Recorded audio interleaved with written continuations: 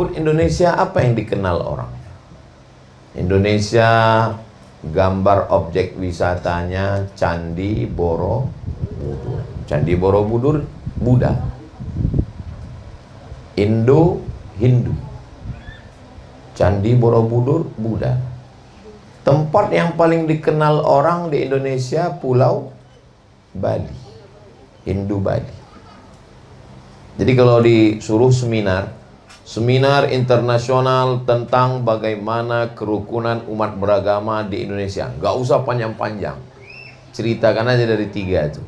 Namanya Indonesia, objek wisata paling diingat orang Candi Borobudur, dan pulau yang dikunjungi orang Bali. Datanglah ke Indonesia, nggak ada yang mengganggu, paling ada copet dikit. Kenapa? Karena Islam sudah mengajarkan kita ke dalam dan keluar.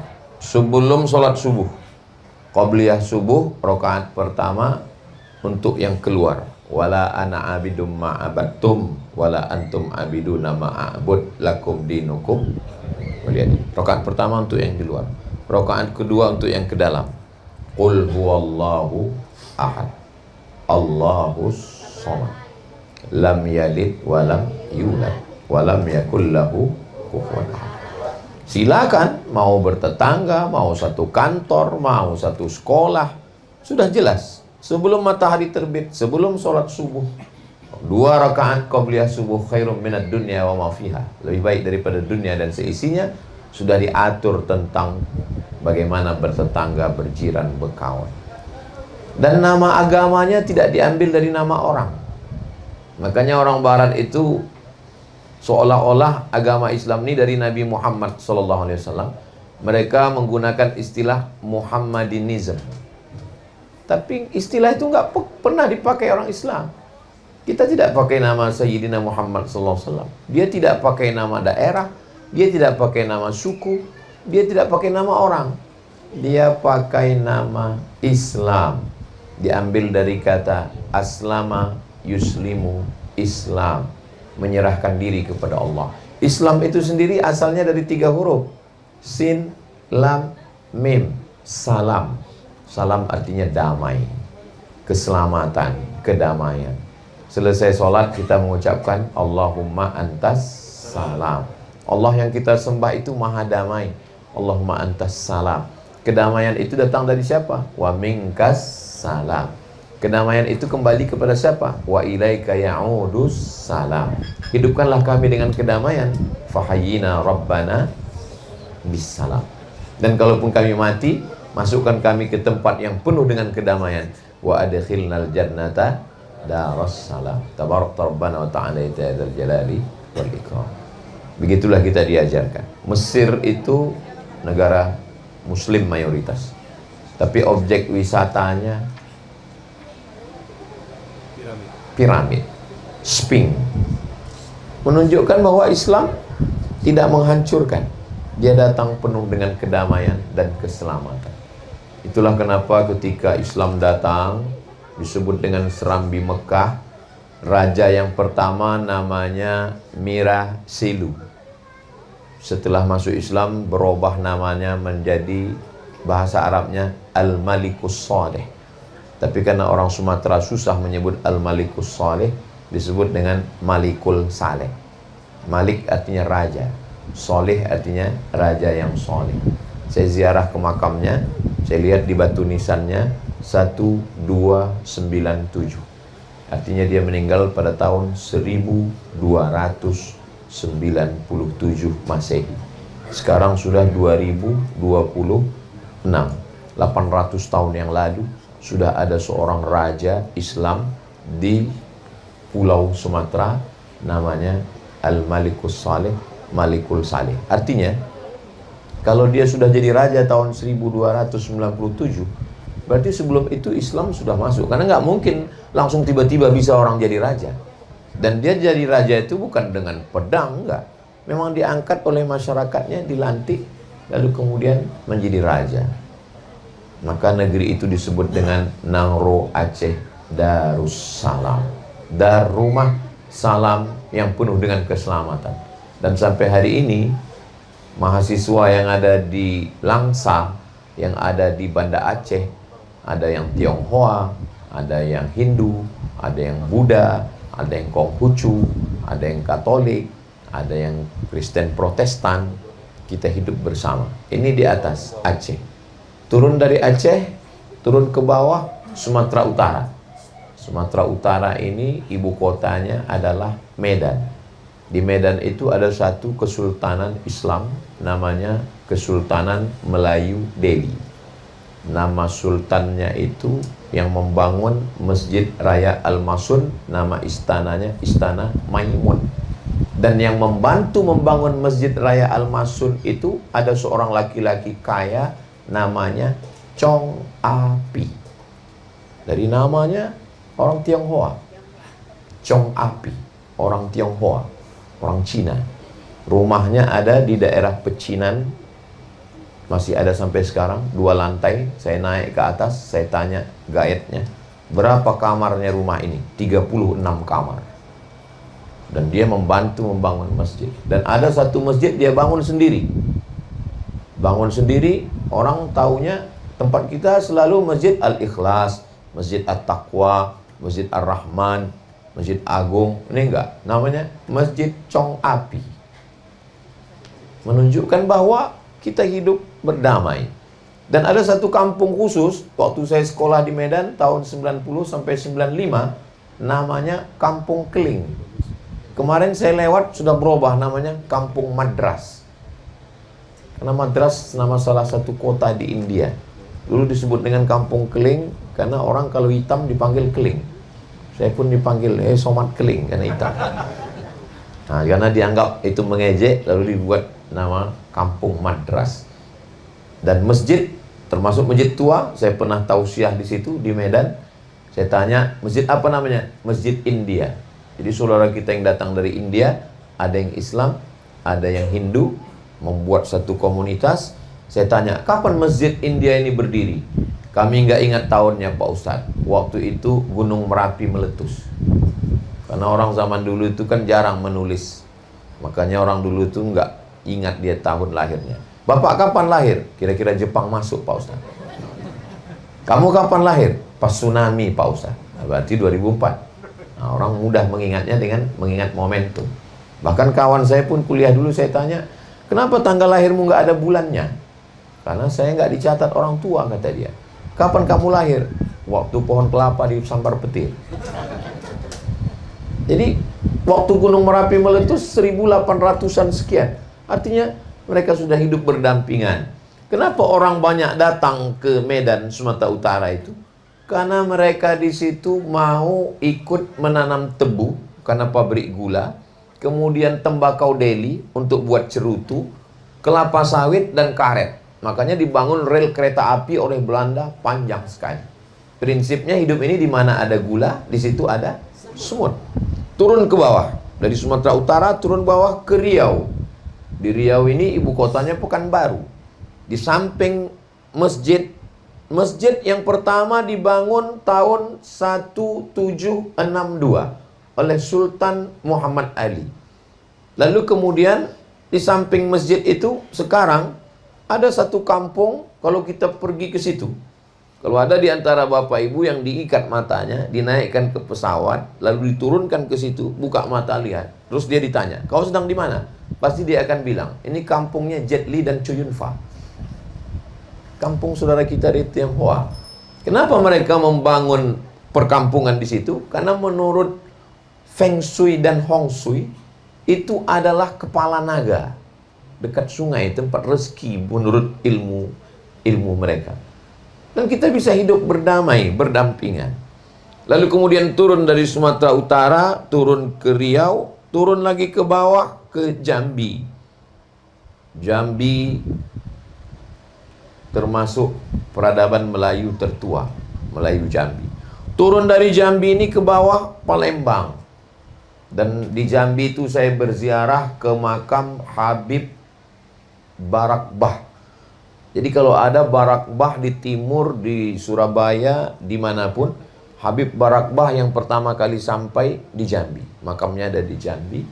Dan waktu datang Sayyidil Habib Umar bin Hafiz di Hotel Crown tahun 2018, ada yang nanya ke ketua Rabithah. Waktu itu Sayyidi Al-Habib Zain bin Sumaid. Habib Zain menjelaskan tentang beberapa marga Al-Habaib. Al-Haddad, Al-Attas, bin Syihab, bin Syekh Abu Bakar, Al-Jufri.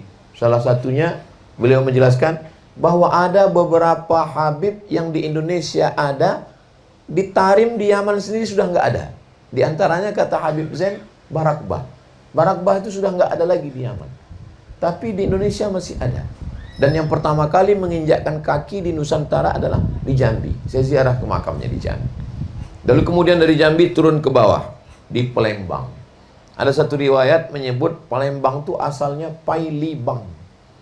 Orang Tionghoa mereka mencatat sejarah bagaimana ketika pengusaha-pengusaha kapal layar dari Tiongkok sana sampai ke Palembang.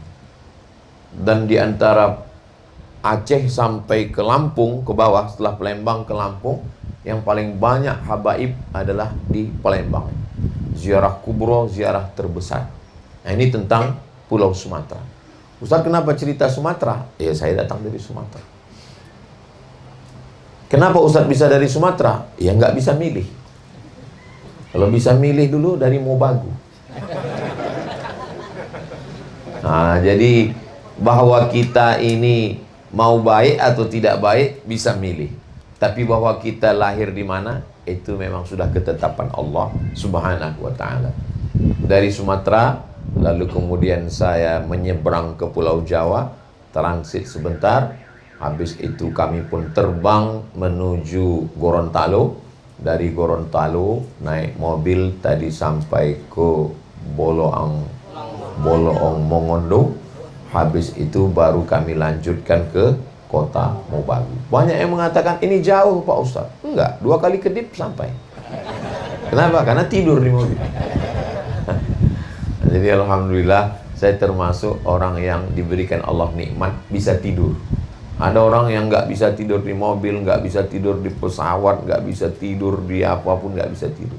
Saya alhamdulillah nikmat saya syukuri. Belum lagi pesawat itu bergerak, saya udah tidur.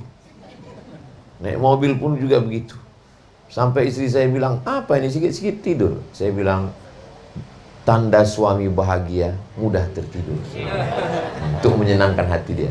Padahal nggak ada dia pun saya tertidur juga.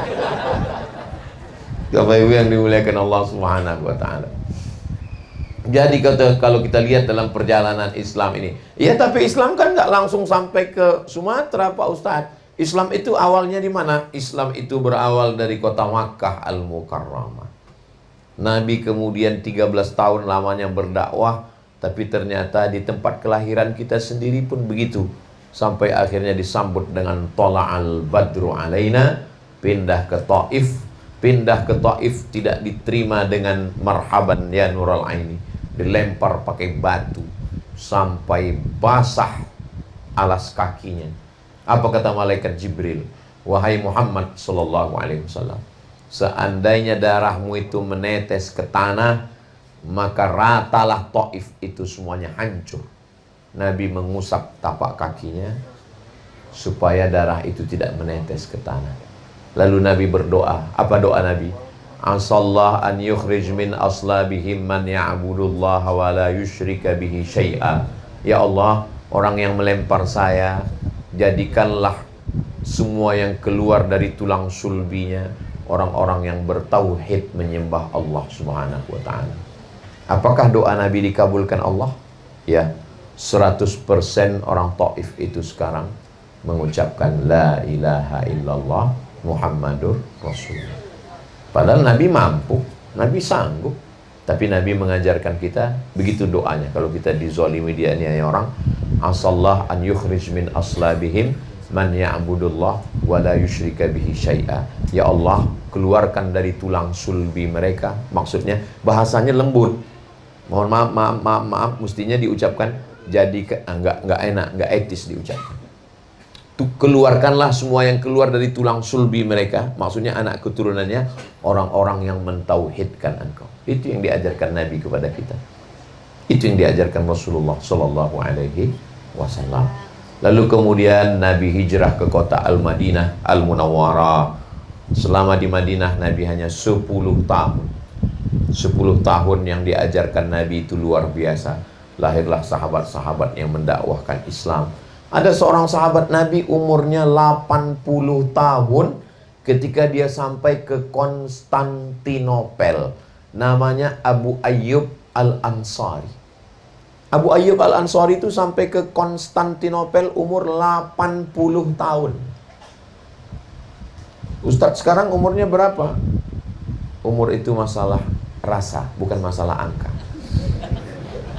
Jadi kalau ada orang merasa dirinya tua, lemah, capek, lesu, baca Abu Ayyub Al-Ansari. 80 tahun masih sanggup dari Madinah ke Konstantinopel.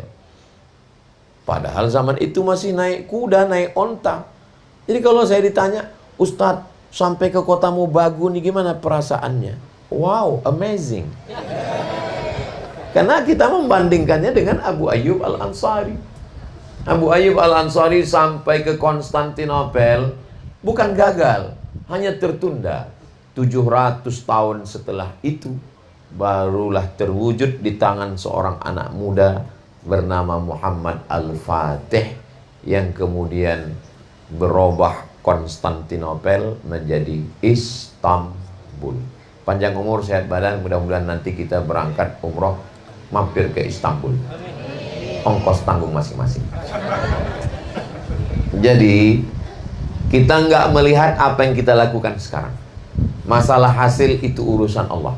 Kita urus aja urusan kita. Walaupun umur kita 80 tahun, yang penting bergerak, yang penting melangkah. Fi kulli harakah barakah. Di setiap gerak ada keberkahan. Langkahkan kaki.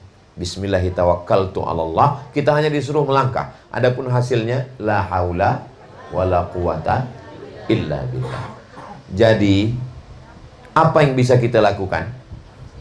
Sekarang Bapak Ibu, sampai tadi video yang ditunjukkan Ustadz Endri kami dalam perjalanan dengan Habib Salim Al-Jufri tadi, Ustadz Fatih Karim menangis di Instagram.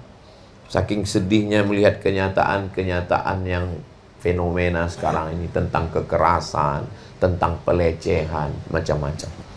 Maka yang bisa kita lakukan sekarang adalah pendidikan keluarga.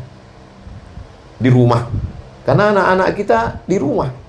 Sekolah itu nomor 2. TK, SD, SMP, SMA, SMK, Universitas, S1, S2, S3, S-Teler, S-Cendol, S-Doger, S-Bandung. Itu nanti di luar. Yang pertama kali di rumah. Kenalkan anak-anak kita dengan para ulama. Sehingga ketika dia besar dia udah tahu, oh ini namanya Habib Salim Syatiri. Oh ini namanya Habib Umar bin Hafiz. Oh ini namanya Sayyid Muhammad bin Alawi bin Abbas Al-Hasani Al-Maliki. Oh ini namanya guru tua. Oh ini namanya Syekh Ahmad Khatib As-Sambasi. Oh ini namanya Kiai Talha. Oh ini namanya Abah tua. Oh ini namanya Abah Anom. Oh ini namanya Kiai Zeze. Ustadz kok bisa ingat nama-namanya? Ada gambarnya di sini. Lancar sekali Ustadz nyebut, orang ada gambarnya. Tapi ada yang Ustadz nggak sebut. Ya saya sendiri ada nama saya. Jadi anak-anak kita itu pertama dia tengok dia merasa aneh. Lama-lama dia, oh ini Said Muhammad. Iya, Said Muhammad ini punya anak namanya Said Ahmad. Nah, itu fotonya di sana Said Ahmad memasangkan sorban. Oh itu ada Abah Anom. Oh itu ada Mursyid Tariqat Naqsabandiyah Haqqani. Nah, itu dari Siprus. Bukan dari negara Islam. Justru dari yang minoritas Muslim, Siprus, Yunani sana. Disitulah besarnya Syekh Nazim Haqqani yang diteruskan oleh khalifahnya namanya Syekh Qabbani. Nah, itu gambar beliau. Nah, jadi gambar-gambar ini untuk mengingatkan kita bahwa anak-anak kita itu dikenalkan setiap hari. Kenapa anak kita kenalnya Michael Jackson? Ya karena foto itu yang dia lihat di kamar bapaknya. Itu yang dia lihat. Akhirnya dia pun mau menjadi Michael Jackson. Kebetulan dia hitam. Kok bisa Michael Jackson putih? Ternyata disuntik pakai pemutih. Makanya banyak orang sekarang mukanya putih, lehernya hitam. Semua pakai pemutih. Semua pakai pemutih sekarang. Beras pun dicuci pakai pemutih. Akhirnya orang makan beras itu langsung putih. Maksudnya mati langsung. Kenalkan, dari rumah. Ternyata guru-guru kalau datang ke rumah ini. Dan di rumah ini diadakan membacakan manaqib. Manaqib itu biografi. Manaqib Syekh Abdul Qadir Al-Jilani. Cara berzikir itu ada metodenya. Metode itu bahasa Arabnya tariqah. Kebetulan metode itu dipopulerkan oleh Syekh Abdul Qadir Al-Jilani. Maka disebut dengan tariqah qadiriyah. Kebetulan dipopulerkan oleh Syekh Bahauddin An-Naqsyabandi. Maka disebut dengan tariqah Naqsyabandiyah. Datang Syekh Ahmad Khatib As-Sambasi. Sambas dari Sambas, Kalimantan Barat. Dia kombinasikan antara Qadiriyah dengan Naqsyabandiyah. Jadilah TQN. Tariqat Qadiriyah Naqsyabandiyah. Kalau Naqsyabandiyah itu zikirnya tidak kedengaran. Tidak bersuara, tidak berbunyi. Sir di dalam hati. Allah, Allah, Allah, Allah, Allah, Allah. Itu kok bunyi Pak Ustadz? Saya bunyikan. Aslinya dia nggak bunyi. Di sini aja dalam Allah, Allah, Allah. Sedangkan Qadiriyah itu jahar. La ilaha illallah, la ilaha illallah. Dikombinasikan antara yang jahar dengan yang sir. Itulah dia TKN. Qadiriyah wa Naqsyabandiyah. Sekarang orang kelahi antara zikir jahar dengan zikir sir. Yang jahar habis sholat, la ilaha illallah. Yang sir marah, wazkur rabbaka fi nafsika. Akhirnya kelahi antara yang jahar dengan yang sir. Yang ketawa, yang nggak zikir. Kenapa mereka kelahi? Gara-gara zikir jahar dan sir. Untung kita nggak zikir, kita nggak kelahi kan? Dulu orang kelahi masalah kunut subuh. Yang satu pakai kunut, yang satu nggak pakai kunut, kelahi. Sekarang sudah nggak kelahi lagi, karena sama-sama kesiangan. Sama-sama nggak sholat subuh. Insya Allah kalau dia ngaji, para habaib, akidahnya Imam Abul Hasan Al-Ash'ari, wujud, qidam, baqa, mukhalafatu lil hawadisi, qiyamuhu binafsihi, wahdaniyah, qudrat, iradat, ilmun, hayat, sama, basar, kalam. Fikihnya fikih Imam Muhammad bin Idris Asy-Syafi'i. Tasawufnya tasawuf Imam Junaid Al-Baghdadi, Imam Abi Hamid Al-Ghazali. Makanya kalau nggak sanggup baca kitab Ihya Ulumuddin Imam Al-Ghazali 4 jilid kebesaran, ada yang diringkas oleh Sayyidil Habib Umar bin Hafiz. Habib Umar meringkas Ihya Ulumuddin dalam 1 jilid. Jadi bagi yang sulit, susah, ajarkan yang diringkas oleh Habib Umar. 1 jilid Ihya Ulumuddin. Oh, saya nggak enak ngajar, nggak ada sanadnya Pak Ustadz. Saya mau ke Yaman jauh ketemu Habib Umar. Tinggal cari murid Habib Umar. Habib Salim Al-Jufri. Minta sanad kepada beliau supaya tersambung. Sanad itu apa Pak Ustadz? Ketersambungan ilmu bersilsilah sampai ke guru. Kamu dapat hadis ini dari mana? Dari Imam Bukhari. Ketemu kamu dengan Imam Bukhari? Enggak, saya ketemunya dengan Ustadz Jeffrey Al-Bukhari. Dengan Imam Bukhari? Enggak ketemu. Imam Bukhari meninggalnya tahun 256. Sekarang tahun 1447. Jarak kita dengan Imam Bukhari 1200 tahun. Imam Bukhari ketemu dengan Nabi? Enggak. Imam Bukhari tidak ketemu dengan Nabi. Imam Bukhari orang Bukhara. Kami ziarah ke makam Imam Bukhari. Kabarnya sekarang sudah bisa terbuka, waktu itu renovasi. Di Uzbekistan. Naik pesawat dari Jakarta ke Tashkent. Dari Tashkent naik kereta api sampai ke makam Imam Al-Bukhari. Imam Bukhari dapat hadisnya dari mana? Dari Abdullah bin Maslamah. Abdullah bin Maslamah dapat dari siapa? Dari Imam Malik bin Anas. Malik bin Anas dapat dari siapa? Dari Imam Abu Zinad. Abu Zinad dapat dari siapa? Dari Al-A'raj. Al-A'raj dapat dari siapa? Dari Abu Hurairah. Abu Hurairah dapat dari siapa? Dari Nabi. Bersilsilah. Kamu dapat hadisnya dari mana? Dari YouTube. YouTube dari siapa? Dari Google. Google dari siapa? Dari Instagram. Instagram dari siapa? Dari Telegram. Jadi kita alhamdulillah masih berguru. Ini di Kota Mobagu orang ngaji masih berguru. Kenapa Ustadz yakin masih berguru? Karena tadi dikatakan, alhamdulillah ada guru kita, imam besar Sayyidi Al-Habib. Dari situ saya tahu, orang Kota Mobagu masih berguru. Ada gambar-gambarnya. Oh, inilah guru-guru mereka. Kenapa terjadi konflik? Gara-gara mengaji tidak berguru. Kalau gurunya mendatangkan kesejukan, ketenangan, insya Allah. Ngadu ke guru, kata gurunya, sabar. Wasta'inu bis sabri was sholat. Banyak-banyak sabar, banyak-banyak sholat. Terus solusinya apa guru? Ista'inu bis sabri was sholat. Solusinya, innallaha ma'as sabir. Allah bersama orang yang sabar. Ya, solusinya apa? Pokoknya solusinya Allah bersama orang yang sabar.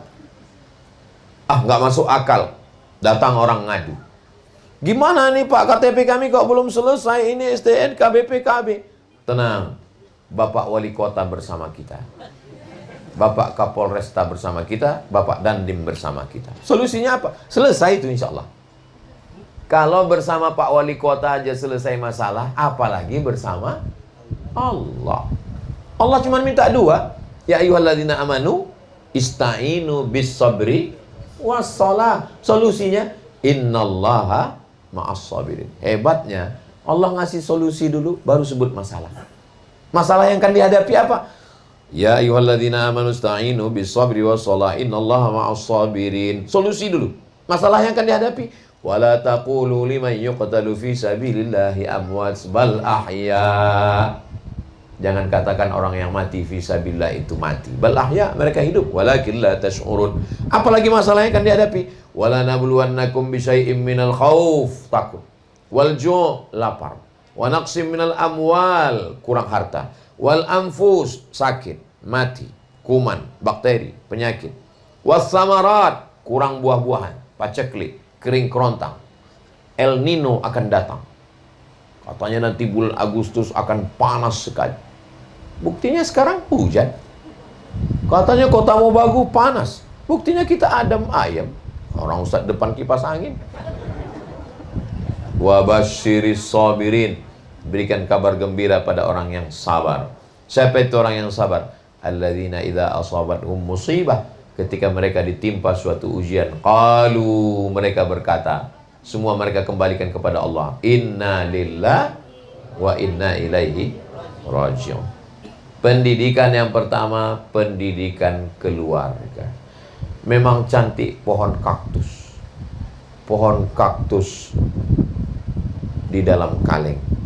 Saya tidak bisa ceramah terlalu fokus karena saya melihat piring. Jadi saya teringat makan ini.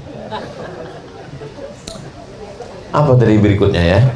Setelah pendidikan keluarga, pendidikan sekolah. Jangan lupa pendidikan sekolah. Masukkan anak-anak ke sekolah. TK Quran, SD Quran, SMP Quran, SMA Quran. Cari ulama, ustadz, habib, kiai, tuan guru yang bisa mendidik anak kita. Walaupun serangan ke pondok pesantren sekarang dahsyat luar biasa. Mudah-mudahan Allah menyelamatkan pendidikan. Kalau kita nggak percaya lagi ke pondok pesantren, lalu kita tarik anak kita, maka musibah yang menimpa lebih berat, lebih dahsyat. Handphone, gadget, sinetron, Instagram, Telegram, miligram, kilogram, Facebook, nggak tahu saya. Saya masih nitipkan anak saya, keponakan saya ke pondok pesantren. Karena saya nggak ngesanggup ngontrol handphone, TV. Ini saya pergi hari Jumat, hari Sabtu, hari Ahad, hari Senin baru pulang. Siapa yang bisa ngontrol dia? Yang bisa menyelamatkan itu benteng terakhir pondok pesantren. Jangan gara-gara nila setitik rusak susu sebelah. Masih ada Darul Lughah wad Da'wah Dalwa. Masih ada lagi pondok pesantren yang amanah Lirboyo. Masih ada Gontor Darussalam. Masih ada Tebu Ireng. Kok Ustaz tiba-tiba ingat Tebu Ireng? Karena ada gambar Hadratus Syekh Muhammad Hashim Asy'ari, pendiri pondok Tebu Ireng Jombang. Di samping Tebu Ireng masih ada pondok Tambak Beras. Di Tambak Beras masih ada pondok Denanyar. Masih ada pondok Darul Ulum, 4 pondok di Jombang yang besar. Tambak Beras, Denanyar, Darul Ulum, dan Tebu Ireng. Ustaz kok tahu? Saya tiap tahun pulang ke Jombang, mertua saya di Jombang. Masih amanah. Jangan gara-gara satu semut menggigit lalu satu pohon kita bakar. Kita nggak adil. Dulu bersikap adillah. Wa aqrabu littaqwa. Dengan keadilan itu mendekatkan kita kepada takwa. Kalau ada yang tidak baik, khudh ma safa da'ma kadar. Ambil yang jernih, buang yang keruh. Yang jelek-jeleknya jauhkan. Kita selamatkan anak kita. Kalau nggak baik, tarik, titipkan ke pondok pesantren yang aman. Carilah di dunia ini lembaga pendidikan yang bisa menjaga anak kita dari mulai bangun jam 4, ngapal Quran, sholat subuh, murajaah, sarapan, masuk kelas, keluar zuhur berjamaah, masuk kelas sampai asar, tidur siang, olahraga sore, pramuka, selesai itu masih ada joggingnya, selesai itu mandi, bersih-bersih, makan malam, ngulang hafalan Quran, sholat isya, jam tidur 10 malam. Nggak ada lembaga di dunia ini yang bisa ngatur anak kita. Tinggal satu, pondok pesantren. Daftarkan segera. Oh, pondok kita masih kurang Pak Ustadz. Tadi saya di jalan melihat masih banyak tanah kosong. Saya nggak mau setelah pengajian besok tabligh akbar di Kota Mau Bagus selesai, enggak. Saya mau setelah itu ada efeknya. Assalamualaikum Habib Abdurrahman. Assalamualaikum Habib Salim. Ini kami mau mewakafkan tanah sesuai dengan arahan Ustadz Somad kemarin. Mau buat pesantren. Tanah siapa? Nggak tahu. Nggak bisa. Wakafkanlah. Saya wakafkan tanah tetangga saya Pak Ustadz. Kalau bisa jangan cuman wakaf tanah. 2 hektar tanah, 2 hektar kelapa. Supaya hasil dari kelapanya ini untuk biaya operasional. Syukur-syukur bisa mewakafkan tanah sekaligus bangunannya. Ustadz, Habib, ini tanah, ini 2 hektar kelapa untuk biaya operasional, ini gedung asrama, ini gedung kelas, ini kantor. Silakan pakai. Begitu. Jangan kasih tanah kosong. Kenapa Ustadz ngomong begitu? Karena saya banyak dikasih tanah kosong. Pas dicek ke kantor BPN, tanah bermasalah. Pak Haji, kenapa ngasih saya tanah bermasalah? Karena bermasalah itulah maka saya wakafkan Pak Ustadz. Nah, ini ternyata yang dapat PHP ini, Ustadz pun dapat PHP juga. Pemberi harapan palsu. Jadi kemarin sebelum kemari saya memberi kuliah umum di PTIK, Perguruan Sekolah Tinggi Ilmu Kepolisian, STIK, Sekolah Tinggi Ilmu Kepolisian. Limited hanya sekitar 200-an. Apa kata Bapak Brigjen Pol Riki? Ini Pak Ustadz, tanah paling strategis di Jakarta. Lebih kurang 7 sekian hektar. Ini dihibahkan Bapak Profesor Anu, itu yang ada patung setengah badannya. Beliaulah yang menghibahkan tanah ini, tapi dengan syarat untuk lembaga pendidikan cerdas. Dia hibahkan tanah paling strategis di pusat kota Jakarta, tapi dengan catatan untuk pendidikan. Kenapa untuk pendidikan? Karena dia tahu kalau orang terdidik dengan baik menjadi amal jariah, mengalir setelah mati. Al-Qayyis, orang yang cerdas itu siapa? Mandana nafsahu, orang yang menekan hawa nafsunya, wa amila lima ba'dal maut, dan dia beramal apa yang akan dia dapat amal jariah setelah kematian. Menjadi Kapolsek, Kapolres, Kapolda. Kira-kira berapa tempat selama tugas? Kira-kira bisa nggak di tempat tugas ini mendirikan pondok pesantren? Sangat bisa. Cari tanah yang bermasalah. Hilangkan masalahnya. Wakafkan. Sangat bisa. Di mana bumi dipijak, di situ pesantren tegak. Dan kita tidak mengganggu orang lain. Dengan adanya pesantren, apakah saudara-saudara kita yang non-muslim terganggu? Enggak. Kita tidak mengganggu orang. Dengan adanya pesantren, maka beban TNI Polri ringan.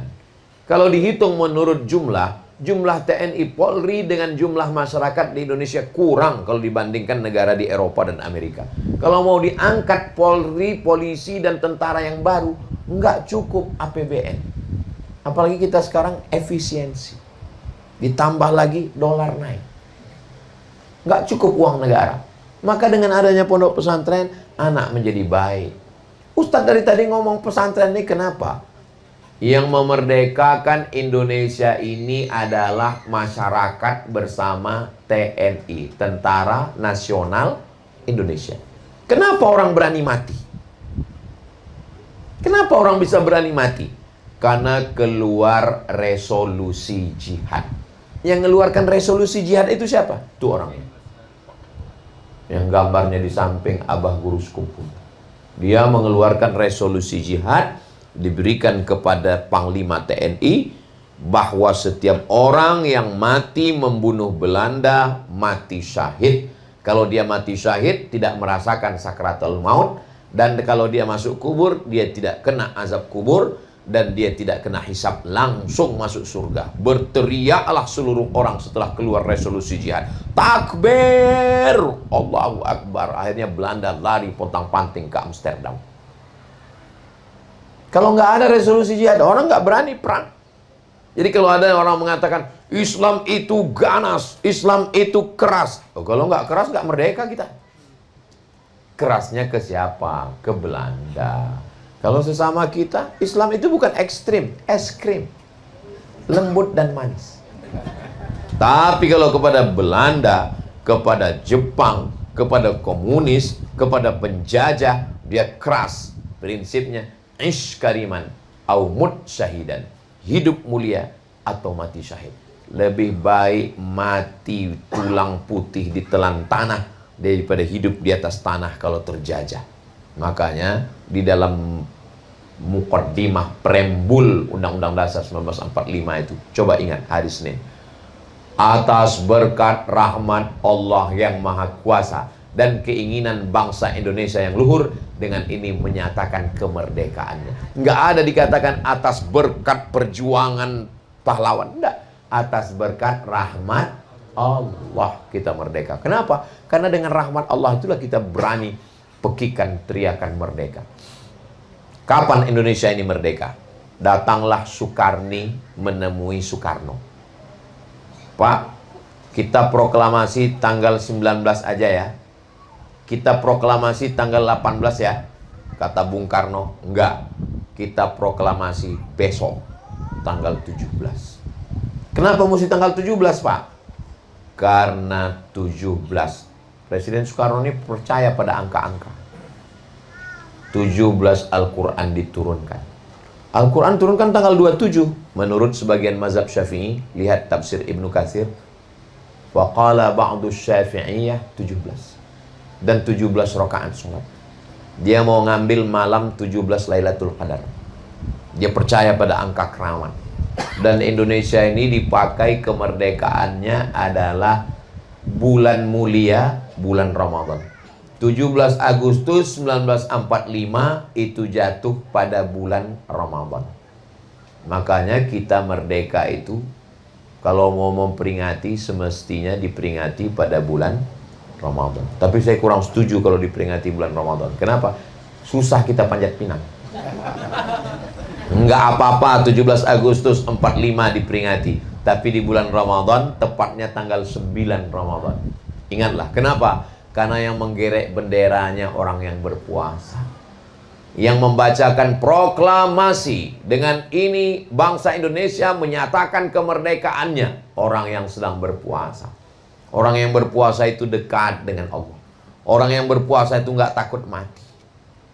Orang yang berpuasa itu sangat ikhlas tulus. Jadi kalau mau merasakan kapan kemerdekaan Indonesia, merasakan yang dirasakan Bung Karno Hatta, merasakan yang dirasakan perjuangan, coba nanti adakan upacara 17 Agustus pas tepat bulan suci Ramadan. Kapan bertepatannya Pak Ustadz? Cek sendiri di Google. Kapan kira-kira nanti bertepatan 17 Agustus itu bertepatan dengan bulan Ramadan. Jadi kemerdekaan kita itu dengan bambu runcing. Betul. Merah darah, putih tulang, merah putih. Betul. Tapi kalau tidak ada nilai-nilai keimanan di dalamnya, itulah yang ditanamkan kepada anak kita di pondok pesantren. Jadi kalau ada orang mengatakan pesantren itu radikal, memang radikal dia. Kalau nggak radikal, nggak merdeka kita. Makanya kalau dengar ceramah Ustaz Somad itu, jangan potong yang 1 menit. Coba dengar yang dari awal tadi. Dari awal tadi nggak ada. Ini mulai agak panasnya ini, udah agak-agak mau ke ujung ini. Nah, itu dia. Pertama, pendidikan keluarga di rumah. Yang kedua adalah pendidikan pesantren. Habis dia pesantren, terserah dia mau kemana. Jangan paksa anak jadi ustadz kalau dia nggak mau jadi ustadz. Anak saya sendiri nggak saya paksa jadi ustadz. Saya hanya penting pendidikan dia di rumah, TK, SD. Habis itu SMP, SMA, mondok. Setelah itu terserah mau kemana. Hazik, kalau nanti di Yaman, di Ahqaf, di Darul Mustafa, itu di sana perempuannya pakai cadar. Kalau di Mesir, itu perempuannya nggak pakai cadar. Hazik mau kemana? Mau ke Yaman apa ke Mesir? Ke Mesir aja lah, Bah. Berarti normal. Berarti tertarik dia nengok perempuan. Tapi saya nggak paksa dia mau jadi ustadz, nggak. Kalau dia nggak mau, aku mau jadi pengacara, aku mau jadi SHMH. Kalau ternyata dia pulang saya dari sini, saya tanya, mau jadi apa? Mau jadi dokter mata, katanya. Ya nggak apa-apa, berarti dapat 2. Dokter mata dapat, wali kota dapat. Terserah mau jadi apa. Mau jadi dokter mata, duitnya dapat, dan duitnya untuk buat pesantren. Mau jadi wali kota, ya mumpung tanda tangan masih laku, pakai. Bebaskan tanah-tanah, bangun pondok pesantren, sekolah. Saya nggak mau lah anak saya di pesantren. Oke, nggak usah bangun pesantren. Apa namanya? Islamic boarding school. Karena orang sekarang pakai Inggris nih keren. Sama juga. Kau sarapan apa tadi pagi? Ayam goreng. Kamu? Fried chicken. Padahal sama, kualinya sama, minyaknya sama. Cuman harga beda karena pakai Inggris. Nah, jadi kita ikuti aja. Oh, ini di kota mau bagus, orang nggak mau pisah sama anaknya, Pak Ustadz. Oke, nggak usah buat boarding, full day. Masuk pagi, pulang sore. Namanya full day. Pagi mau masuk kantor, masukkan anak. Anaknya di mana sekarang? Full day Islamic Center. Bagus. Sore pulang dari kantor jam 5, mampir jemput anak. Kalau anak dari pagi sudah sore belajar baca Quran, ngapal matematika, fisika, biologi, habis itu dia sudah pulang udah ngantuk. Nggak main handphone lagi. Jangan ada PR lagi. Karena dia udah ngantuk. Pulang sholat maghrib, makan, sholat isya. Bismika Allahumma ahya wa amut, tidur. Bagus anak-anak full day itu bagus. Karena kalau anak enggak tenaga, anak ini sedang bertenaga. Kalau dia tidak dihabiskan, diperas di sekolah, nanti dia pulang akan main gadget, main handphone. Kasih dia setoran. Besok setoran amma yatasa'alu. Maka dia sendiri akan tinggalkan handphone karena dia sibuk dengan hafalannya. Nah, ini pendidikan. Di rumah, di sekolah, habis itu terserah apapun cita-citamu. Saya mau jadi polisi, silakan. Saya mau jadi TNI, silakan. Saya bingung Pak Ustadz, anak saya ini mau jadi apa? Biasanya dari kecil udah kelihatan itu. Anak saya ini suka mandi terus di laut, angkatan laut. Anak saya ini main layang-layang, angkatan udara. Anak saya ini kemana-mana bawa martil, hakim konstitusi. Nah, itu. Bawa jarum suntik, dokter. Tapi dia nggak bisa matematika, pecandu narkoba. Nauzubillah, nauzubillah.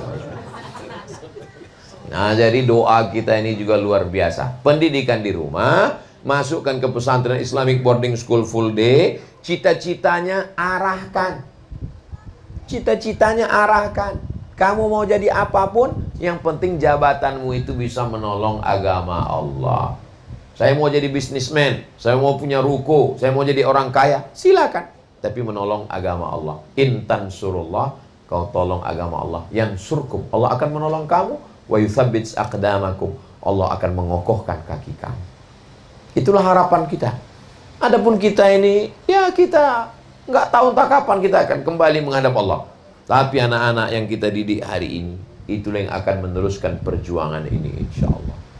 Para habaib dipukul ombak, diempas gelombang, bisa mereka sampai ke wilayah timur Indonesia, sampai ke Tidore, Ternate, sampai ke Raja Ampat, bahkan sampai ke Timor Leste.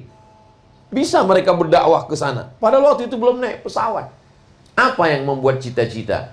Mereka ingin mengamalkan hadis Nabi, ayyahdiyallahu bika rajulan wahidan, satu orang dapat hidayah, khairum minad dunya wa ma fiha, lebih baik daripada dunia dan seisi. Ustaz Abdul Somad hari ini bukan berdakwah, karena dakwah itu mengeluarkan orang dari kekufuran kepada keislaman. Ustaz Abdul Somad hari ini hanya ngajar. Orang sudah ngumpul semua, sudah beriman, barulah Ustaz Somad datang mengajarkan 1, 2, 3 hadis. Mereka dulu berhadapan bukan dengan orang beriman, tapi dengan kelembutannya. Faqih Muqaddam mematahkan pedangnya, akhirnya berdakwah dengan syairnya, dengan lisannya, dengan kelembutan hatinya. Akhirnya orang kalau sudah sudah disentuh hatinya, sentuhlah dia tepat di hatinya, dia akan jadi milikmu untuk selamanya.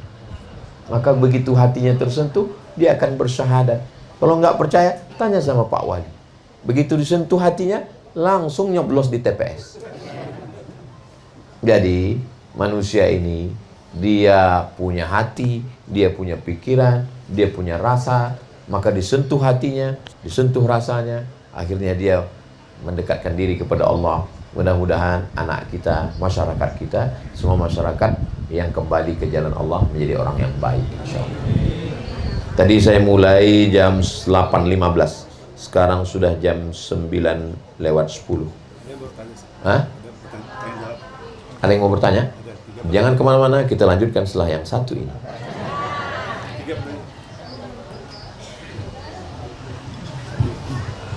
Baik, jamaah yang dirahmati Allah Subhanahu wa taala. Kami buka sesi tanya jawab. Saya seorang mualaf. Banyak kali Pak Ustadz, saya sering bermimpi makan makanan haram yang dulu saya konsumsi.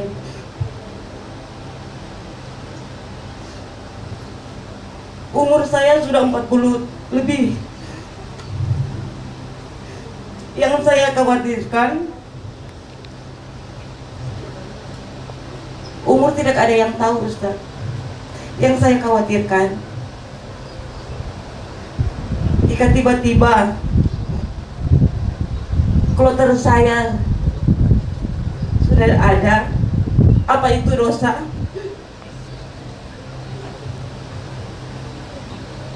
Banyak kali saya mimpi begitu, Ustaz. Sedangkan itu kan makanan haram. Apa itu termasuk dosa? Mimpi itu 3. Yang pertama, mimpi yang datang dari malaikat, namanya ilham. Contohnya yang dialami oleh, kalau datang ke Nabi namanya wahyu, kalau datang ke manusia biasa namanya ilham. Yang kedua adalah mimpi yang datang dari setan, namanya waswasah. Karena setan mau menimbulkan waswas, bisikan-bisikan, kebimbangan, kekacauan, kegalauan dalam hati. Yang ketiga adalah mimpi akibat pikiran di waktu siang yang tidak selesai. Namanya adghasu ahlam, bunga-bunga tidur.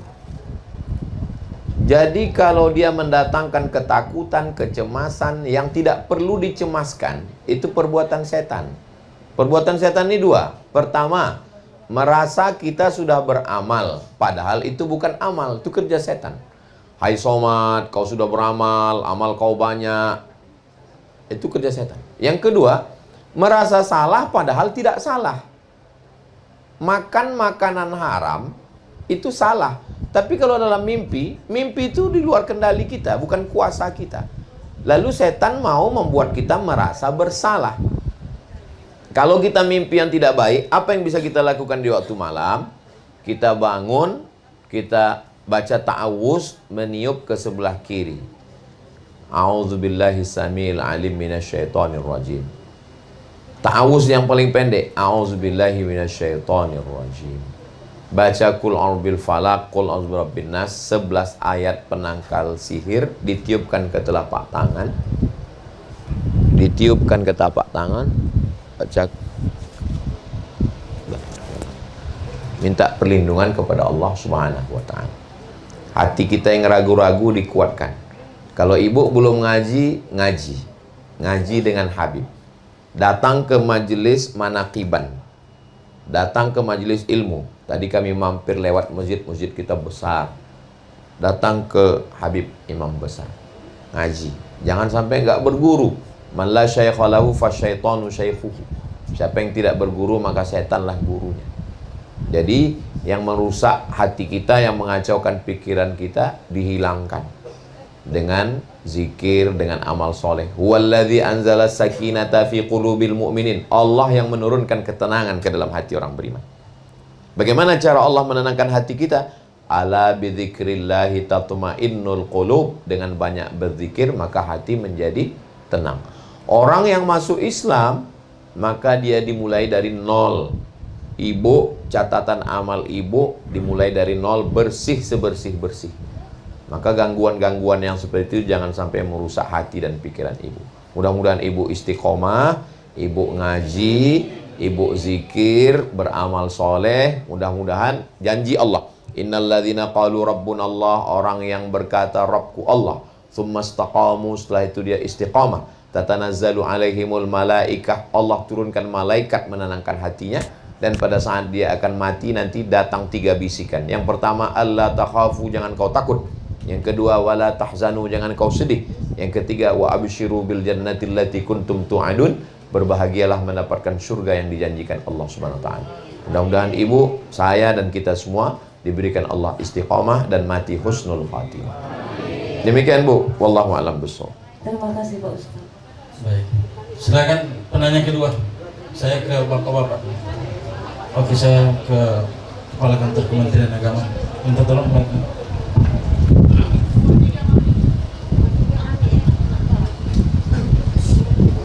Terima kasih atas kesempatan Tuan Guru Kamaludin Nomato, Kepala Kantor Kementerian Agama.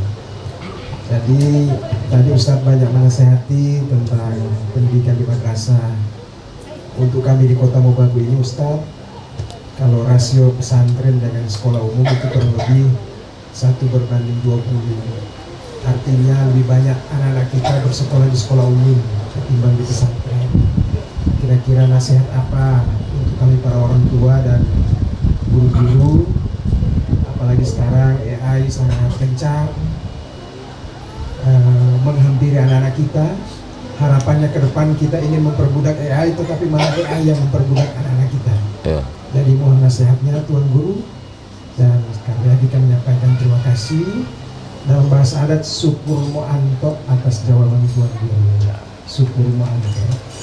Ini Kota Mobagu ini, izin Pak Wali, Kota Mobagu Ustadz, ini indeks kebahagiaan nomor 1 di Provinsi Sulawesi Utara. Jadi masyarakat Kota Mobagu ini masyarakat paling bahagia. Ustadz, terima kasih sudah datang dengan segala rahmat di Kota Mobagu. Sekali lagi syukur mantap. Assalamualaikum warahmatullahi wabarakatuh. Waalaikumsalam warahmatullahi wabarakatuh. Bapak Kepala Kantor Kementerian Agama Kota Mobagu. Ternyata perbandingan sekolah agama dengan umum 1:20. Dulu di salah satu kabupaten di Riau, saya mengusulkan supaya dimasukkan 5 pelajaran agama di sekolah umum.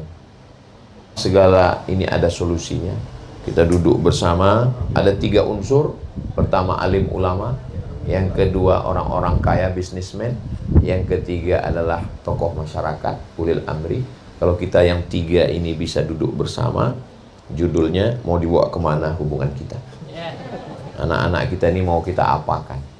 Nah, jadi Bapak Wali, Bapak Kepala Kantor Kementerian Agama, Bapak Kapolres, Bapak Dandim, Bapak TNI Polri yang punya kekuasaan duduk.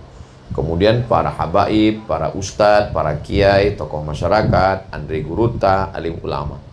Kemudian bisnismen, zakatnya, wakafnya, infaknya, sedekahnya. Nah, kalau duduk tiga bersama ini, yang kita selamatkan itu adalah amal jariah. Terlepas dari ormas, terlepas dari aliran, kita semuanya asyhadu an la ilaha illallah wa asyhadu anna muhammadan rasulullah. Saya bagian iklannya. Kirimkan aja teksnya ke Habib Salim Al-Jufri, nanti kami kirimkan videonya.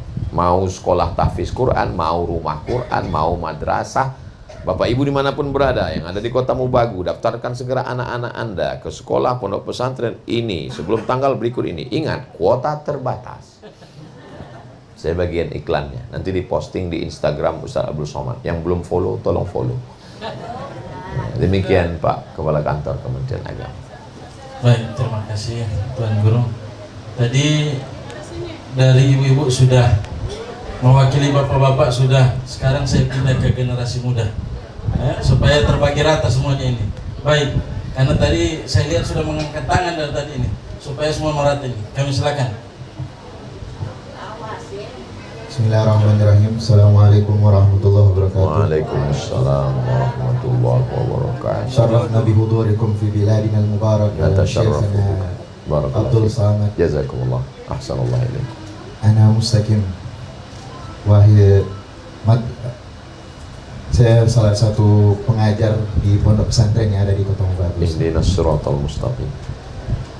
Ustaz, yang saya mau pertanyakan, qara'na katsir min kalaminal ulama, yakni nakunul khalis, lakin bagaimana caranya kita sebagai orang mukmin yang beriman betul-betul iman kepada Rasulullah sallallahu alaihi wasallam menjadi orang yang betul-betul hatinya kita ini bersih, hati kita ini ikhlas untuk apa-apa untuk Rasul sallallahu alaihi wasallam. Ya. Sekian, assalamualaikum warahmatullahi wabarakatuh. Saya selalu merasa amal saya ini nggak ada lagi. Ceramah saya ini udah nggak ada lagi pahalanya, karena sudah diambil oleh follower, viewer, dan subscriber. Selalu begitu. Setiap mau tidur malam, kalau matilah aku, lalu berjumpa sama Rasulullah. Kata Rasulullah, Abdul Somad, kau udah nggak ada lagi pahalamu, karena baliho kau di mana-mana, video kau di mana-mana, kau dipuji-puji orang, kau disanjung-sanjung orang, udah hilang semua pahala. Tapi saya nggak putus asa. Saya masih berharap ada orang-orang yang tulus ikhlas yang mendoakan saya. Ada orang yang saya yakin pasti orang-orang bahagia di Kota Mubagu ini banyak mendoakan saya. Ya Allah, sampaikanlah Ustaz Somad ke Kota Mubagu ini.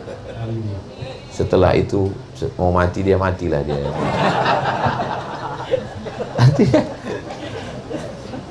dalam diri saya tetap ada rasa takut, rasa cemas, rasa khawatir, rasa hilang amal, tapi juga ada harapan. Makanya kata Imam Abu Hamid Al-Ghazali, kita mendekat dengan Allah itu seperti burung yang terbang dengan dua sayap. Satu sayapnya khauf, takut. Al-khaufu minal jalil. Kata Imam Al-Hasan Al-Basri, takut kepada Allah. Takut dah nggak ada lagi nilai pahala sholatku ini. Tapi di satu sisi ada sayap raja. Faman kana yarju liqa'a rabbih falyamal amalan salihah wala yusyrik bi ibadati rabbih ahada. Jadi apa yang dialami Ustadz Mustaqim, sedang Ustadz yang udah sampai pada level ihdinas siratal mustaqim aja begitu, apalagi yang baru level pada Allahus Somad. Nah, jadi kita ini mesti ada selalu itu Ustadz Mustaqim. Selalu di dalam dirinya ada takut, takut nggak ada pahalanya, takut riya, takut sum'ah, takut. Sehingga kalau ketakutan itu menguasai hati kita, kita nggak takut lagi ke yang lain. Habiskan ketakutan itu untuk Allah, sehingga tak tersisa lagi untuk makhluk. Tapi kan ngomong aja yang enak itu. Kalau mengamalkannya agak ngeri-ngeri sedap juga itu. Ya, jadi saya pun sama dengan Ustadz Mustaqim, merasa cemas. Lalu apalah yang Ustadz lakukan? Saya membuat sekolah TK, SD, SMP, aliyah. Sekarang jumlah santrinya 590 dari tahun 2021. Sampai sekarang yang paling tinggi anak aliyah kelas 2, ini mau naik kelas 3. Sekarang saya sedang ngurus sekolah tinggi, namanya Institut Az-Zahra. Mohon doa supaya cepat keluar izinnya, supaya anak-anak ini nanti nggak keluar, karena kalau keluar takut hafalannya hilang. Jadi supaya dia kalaupun keluar dia udah selesai S1. Saya mau setelah dia selesai S1, saya mau dia buat sekolah. Paling rendah dia buat TK. Pulang dia ke rumah, ada kecil tempat di rumahnya, dia buat TK. Saya ajarkan bagaimana cara ngurus izinnya. Paling nggak dia ngajar. Maka diajarkan dia cara tahfiz Quran. 3 tahun pertama tahfiz. Nanti masuk tahun keempat dia baca kitab. Akidahnya Aqidatul Awam. Syarahnya Jala'ul Afham, Sayyid Muhammad bin Alawi. Kemudian fikihnya Matan Takrib, syarahnya Fathul Qarib. Kemudian tasawufnya Ihya Ulumuddin, ringkasannya Habib Sayyidil Habib Umar bin Hafiz. Diajarkan itu. Diajarkan Ratib Al-Haddad untuk zikir harian, Ratib Al-Attas. Ini semua supaya mereka, yang saya harapkan itulah cuman supaya anak-anak ini nanti jadi guru, dia punya murid, menjadi amal jariah. Senantiasa dalam hati kita takut. Lalu kemudian anak-anak ngajar ngaji malam. Kemudian duit YouTube ini direkam ceramah saya ini masuk ke YouTube. 1 bulan duitnya dapat lebih kurang 120 juta. Semuanya untuk beli beras, beli minyak, beli gula, gaji guru, bayar listrik, bayar air. Jadi Bapak Ibu yang belum subscribe, tolong subscribe, share, and comment. Tetap rasa cemas itu tetap ada, Ustadz Mustaqim. Cemas, nanti Rasulullah bilang saya nggak ikhlas. Dan cemas datang petugas pajak. 2 kali kena, udahlah duitnya nggak kita ambil, ditagihnya pula pajaknya lagi. Gitu. Itu kenapa sering saya ulang-ulang, biar supaya petugas pajak itu jangan lagi nagih ke saya. Kapanlah cemas kita ini hilang? Cemas kita ini hilang setelah kita mati dan melihat. Orang-orang yang beriman itu yang paling dia inginkan itu mati, Ustaz Mustaqim. Kenapa? Karena kalau mati dia ketemu Rasulullah. Karena kalau dia mati, dia ketemu Allah. Puncak cita-cita orang beriman itu adalah mati. Makanya kalau ada orang nakut-nakuti kita mati, loh kita memang ingin mati. Kita ini memang mau mati. Kematian itulah yang paling kita rindukan. Tapi jangan mati konyol. Saya nggak mau setelah pulang dari sini nggak pakai helm. Pas ditanya, kenapa nggak mau pakai helm? Saya mau mati. Ya, itu namanya mati konyol. Kita mau mati dan kita bersama dengan Rasulullah SAW. Layak enggak kita ini dengan Nabi? Sahabat aja memeluk Nabi. Sahabat yang hidup sama Nabi memeluk Nabi. Nabi tanya, kenapa kau peluk aku? Kata dia, aku enggak layak denganmu nanti di akhirat. Maka sebelum di akhirat aku peluk engkau duluan di dunia. Kata Nabi, almar'u ma'aman ahab. Orang akan bersama dengan siapa yang dia cintai. Sahabat yang perang dengan Nabi, yang hidup dengan Nabi aja nggak yakin kalau dia cinta betul tulus. Apalagi kita yang nggak pernah ketemu sama Nabi. Bahkan kita diajak orang, aku rindu, jumpa aja enggak. Tapi saya tetap rindu dengan Nabi. Saya tetap menangis kalau ingat Nabi. Makanya ceramah yang saya hindari 2. Jangan ceramah tentang ibu, jangan ceramah tentang Nabi. Karena nggak bisa saya tahan. Saya nggak mau ceramah yang nangis-nangis itu. Saya mau ceramah itu yang ketawa-ketawa aja. Kenapa? Karena masyarakat kita lagi sedih. Sedih dolar naik, sedih solar naik. Kita bawa lagi dia nangis. Dia mau bahagia. Dia mau bahagia. Kita bahagiakan dia. Terus kalau saya nangis, siapa yang ceramah? Jadi Ustaz Mustaqim, kekhawatiran Ustaz Mustaqim, kekhawatiran saya juga. Saya hanya melakukan usaha-usaha itu untuk menghibur diri saya. Bahwa nanti di akhirat ternyata cinta saya palsu. Kau bohong Abdul Somad. kau hanya ingin dipuji, kau hanya melakukan itu karena kau ingin dimuliakan orang, kau hanya ingin tangan kau dicium orang, kau hanya ingin supaya kau disanjung-sanjung orang, kau hanya ingin supaya kau punya banyak follower, viewer, kuserahkan dirimu padamu ya Allah, kuserahkan dirimu padamu ya Rasulullah. Aku nggak punya apa-apa, aku nggak ada apa-apa. Inilah diri aku dengan banyak dosa, dengan banyak silap, dengan banyak salah. Nggak ada yang bisa lagi saya lakukan, hanya itu saja. Demikian Ustaz Mustaqim. Mudah-mudahan Allah menolong kita semua insya Allah.